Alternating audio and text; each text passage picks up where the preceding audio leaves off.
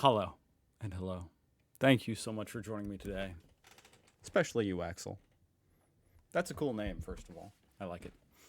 Axel. Axel sent me an email about compound words in German. He didn't send me this video. I just thought it was an interesting subject, and I perused the YouTubes for a video that is on the subject, and I think I found one that looks interesting. Why Germans can say anything no one else can. I think this is alluding to the fact that Germans, like the German language, has these compound words that you can just invent yourself, I guess. You can be very creative with the German language. I see here it's referencing long compound words. So, yeah, that sounds really interesting. So, let's do it. Oh, I should say this is by the School of Life. A small and up-and-coming YouTube channel with only 9.35 million subscribers. Check them out, link down below. Holy crap. Hugely dependent on... Sorry, I wasn't locked in. I don't think this was turned up. All right, let's do it. We're hugely dependent on language to help us express what... That's true. Now that he mentions it, without language, we would just be just another animal. Damn. Wow, that was profound. we really think and feel. But some languages are better than others at crisply naming... Whoa, that's a contentious thing to say right there. Some languages are better than others. Damn. It's probably true, but... Damn. ...languages are better than others at crisply naming important feelings. Oh, okay. Yeah, I don't think English is necessarily that good at that, right? Germans have been geniuses at inventing long, or what get called compound words, that elegantly put a finger on Distance pain? sensations that we all know, but that other languages require whole clumsy sentences or paragraphs to express. The distress of always being in familiar surroundings? Wait, what? And the longing to go far away? Distance pain. Okay, I thought this was going to be like homesick, where you're, you know, you're away from home and you miss home. This is the opposite. Oh man, I get this all the time. Beyond the Alps, perhaps to the south, where no one knows our name, and the smells are different in the marketplace, and one is woken up by the sounds of strange bells from the temples. An acknowledgement that will always suspect that life is a bit elsewhere. Damn. It's no wonder so many of you Germans are depressed. That's what this kind of deep philosophy will do to you. I'm just kidding. But you guys are just deep thinkers. Like, I appreciate that. Distance pain. It's kind of related to the idea that, you know, you want what you can't have in life. I think that's similar, right? You want what you can't have. The grass is always greener on the other side. And also that humans, you know, you just have this longing to, like, experience a different life or surroundings. I like it. All right, anyway, that's not even what this video is about. Let's move on. These sentences or paragraphs to express. So here is a small selection of the best of Germany's extraordinary range of compound words. Hopefully I didn't just curse out your mother or something. Erklärungsnot. Literally a distress at not having an explanation. The perfect way to define what a partner might feel when they're caught watching porn or spotted in a restaurant with a...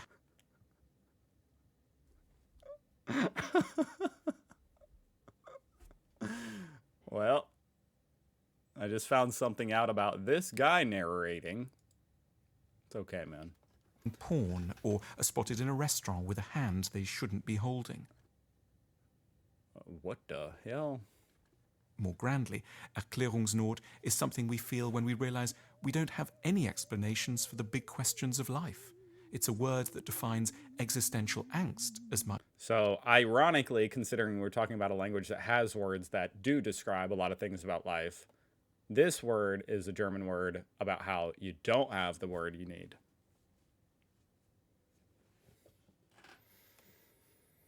Much as shame. Futterneid. The feeling when you're eating with other people and realize that they've ordered something better off the menu that you'd be dying to eat yourself. Perhaps That just goes back to the first one. You want what you can't have. Yes, of course, anytime you eat at a restaurant, you're like, damn, maybe I should have got that. At least I do. Unless it's something really good. If you got something really good, then yeah, okay, you're happy. But we all experience the futter need. you were trying to be abstemious. Now you're just starving. The word recognizes that we spend much. Wait, now you're starving? What? They've ordered something better off the menu that you'd be dying to eat yourself. Perhaps you were trying to be abstemious. Now I don't even know what abstemious means. you're just. Abstemia. And I speak English, you know? Like, do you guys know that word? Abstemious. Not self-indulgent. Especially when eating and drinking. We only had a bottle. Very abstemious of you. Never heard it in my life. I'm sure now all of a sudden it'll be like a word that everybody uses that I hear all the time. But up until now, I'm pretty sure I never heard that in my life. Perhaps you were trying to be abstemious. Now you're just starving. The word recognizes that we spend much of our lives feeling we've ordered the wrong thing, and not just in restaurants.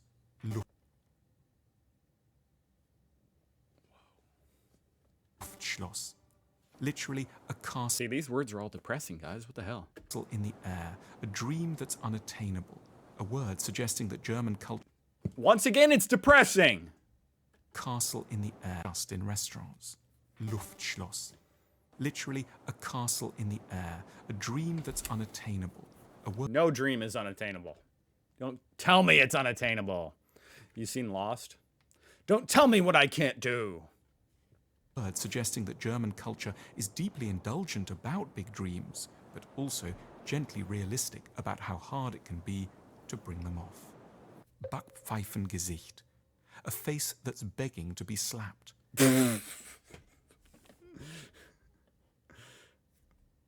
Finally, I know the word. I've been looking for this word my whole life. What is it? Backpfeifengesicht.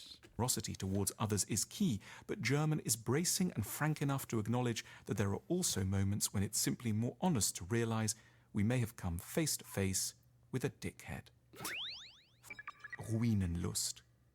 This word shows German at its most delightfully fetishistic and particular, meaning the delight one can feel at seeing ruins.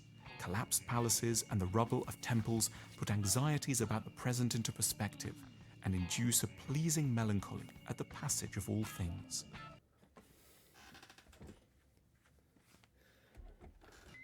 I'm trying to follow along. Yeah.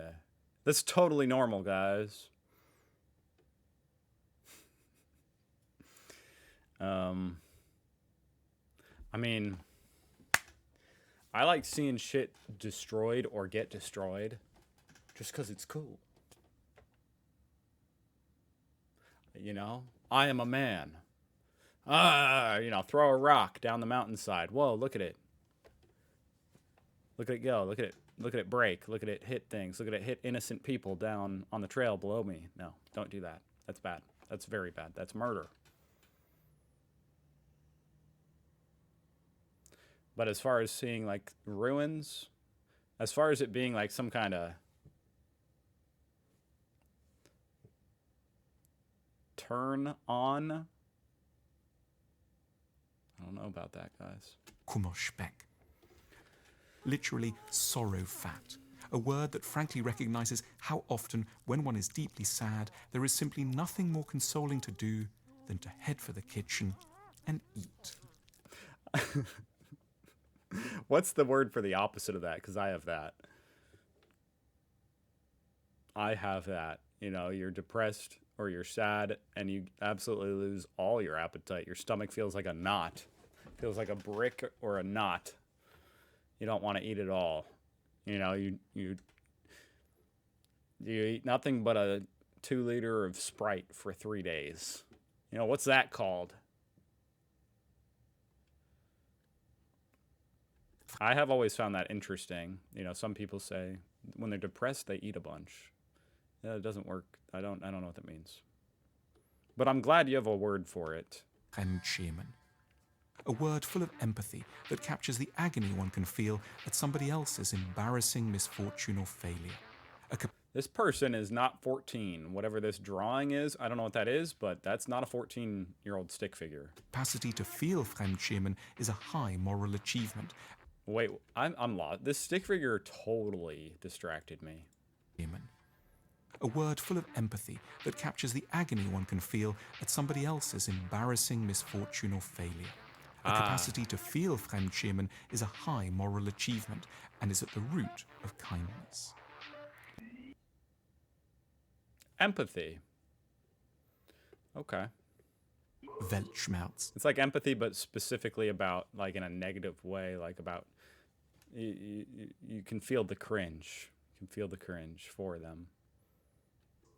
Literally, world sadness. A word that acknowledges that we are sometimes sad not about this or that thing, but about the whole basis of existence. The presence of the word indicates a culture that isn't falsely cheerful, but takes tragedy as a given. It is immensely reassuring to be able to tell a friend that one is presently lying under the duvet, suffering from Weltschmerz.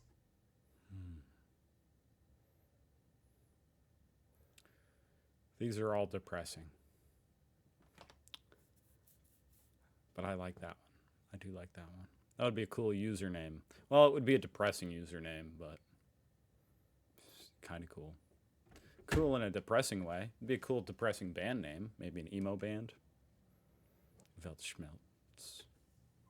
Schadenfreude. Schadenfreude. We're meant to be sad when others fail, but German more wisely accepts that we often feel happiness, Freude, at the misfortunes, the Schaden of others. That isn't because we're mean. We just feel deeply reassured when we see confirmation that life is as hard for other people as it is for us. We can Yeah, that's kind of the basis for a lot of bullying, honestly. thank German for having so many of the right words to bring dignity to our troubles and hopes. Learning But it's not always just because you're the bully. You know, the bully in that instance is the one inflicting the pain. It's less so bad to just see someone fall off their skateboard and laugh. I think that's, you know, that's, you can't help it sometimes. languages ultimately has little to do with discovering the world per se. It's about acquiring tools to help us get a clearer grasp on the elusive parts of ourselves. Damn. That was a sick video. Now I will say, having now watched it, see, that's the problem sometimes with reacting to stuff. You don't know what you're reacting to. And see, I thought this video was going to be more about like long compound words. It was still interesting. But it wasn't so much about long compound words. And Axel sent me this video. Now this one's not nearly as like, I don't know. This one's just for fun, from what I understand. It's just for fun. It's not like particularly informative necessarily. Maybe it is in a fun way. I don't know. Zero gravity. Whoa, look at that font. Or whatever that is. Check them out, link down below. Rhubarb Barbara. Barbaran. With English subtitles. Perfect. I think this is more about long words. In einem kleinen Dorf, da lebte ein I need the subtitles, yo. In einem kleinen Dorf, da lebte einst ein Mädchen mit dem Namen Barbara. Barbara. Und Barbara war überall Is that a common name in German? Because that was a common name here in America 100 years ago. It's a cool name. I like that name, Barbara. für ihren wunderbaren Rhabarberkuchen bekannt. Wait, what? Und Barbara war überall für ihren wunderbaren Rhabarberkuchen bekannt. Deshalb nannte man sie auch Rhubarb Barbara. Oh, Rhubarb Barbara. Barbara merkte schnell, dass sie mit ihrem Kuchen Geld verdienen könnte und eröffnete eine Bar, die Rhubarb Barbara Bar. Wait, you call that a bar? Because a bar here in America, you know, you're selling alcohol, not cake. Rhubarb Barbara. But okay. Die Rhabarber Barbara Bar lief gut und hatte schnell Stammkunden. Und die 3 bekanntesten unter ihnen, 3 Barbaren, Alle kamen Barbarians. so oft in die Rhabarber Barbara Bar, um von Rhabarber Barbaras leckeren Rhabarberkuchen zu essen, dass man sie auch kurz die Rhabarber Barbara Bar Barbaren nannte. Die Rhabarber Barbara Bar Barbaren hatten schöne Bärte. Und wenn die Rhabarber Barbara Bar Barbaren ihre Rhabarber Barbara Bar Barbarenbärte pflegen wollten, gingen sie zum Barbier. Der einzige Barbier, der einen solchen Rhabarber Barbara Bar Barbarenbart bearbeiten konnte, hieß Rhabarber Barbara Bar Barbarenbart Barbier. Der Rhabarber Barbara Bar Barbarenbart Barbier ging auch gern in die Rhabarber Barbara Bar, um von Of course he did. Rhabarber Barbaras leckeren Rhabarberkuchen zu essen, zu dem er gerne ein Bier trank, das er dann feierlich das Rhabarber Barbara Bar Barbarenbart Barbier Bier nannte. Das Rhabarber Barbara Bar Barbarenbart Barbierbier konnte man nur in einer ganz bestimmten Bar kaufen. Und die Verkäuferin des Rhabarber Barbara Bar Barbarenbart Barbierbiers hinter der Theke der Rhabarber Barbara Bar Barbarenbart Barbier Bierbar hieß Bärbel. How are you gonna put bar in the same word twice? Und so gingen die Rhabarber Barbara Bar Barbaren zusammen mit dem Rhabarber Barbara Bar Barbar. I mean, this is wild to me. It's quite fascinating. It's almost like you guys can make sentences without spaces. You're just taking the space out.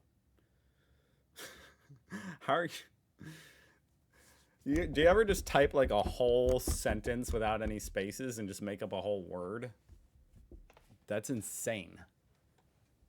Barbarenbart Barbier und Rhabarber Barbara Bar Barbarenbart Barbier Bierbar Bärbel in die Rhabarber Barbara Bar, um von Rhabarber Barbaras leckeren Rhabarberkuchen zu essen und einer Flasche eisgekühlten Rhabarber Barbara Bar Barbarenbart Barbierbiers anzustoßen. Prost!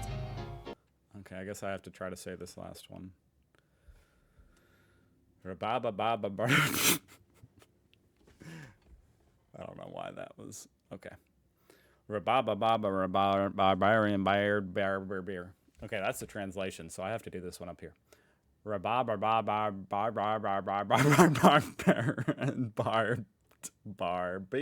beer.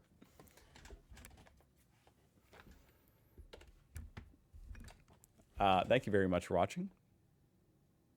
Thank you for suggesting that. And I'll see you guys tomorrow. Goodbye.